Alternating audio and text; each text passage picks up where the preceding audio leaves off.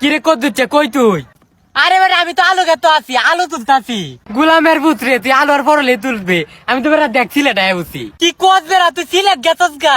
গরিবের বাচ্চা গরিব ফকিরনি, তুই কি ভাবছিস আমারে? তোরা তো কইছিলাম সিলেট আইতে, তুই তো আইলি না। দেখ কত সুন্দর ভিউ সিলেটের, ফকিরনি। আইরি তোর পিছে কত বড় পাহাড়, এ পাহাড় কি তুই উছিলে? তাইলে বেটা হগলি নামে বুঝছি। একবার আঘাত তুলছিলাম, ইন্ডিয়া বাংলাদেশ সব এক লগে দেয়া যা। আচ্ছা সমস্যা নাই গা, ঘুরতে থাক। আব্বা কইছে আলু টালু বেচিয়া আমারে কিছু টিয়া দিব, আমার কিছু টিয়া দলইরা সিলেট আইতাছি।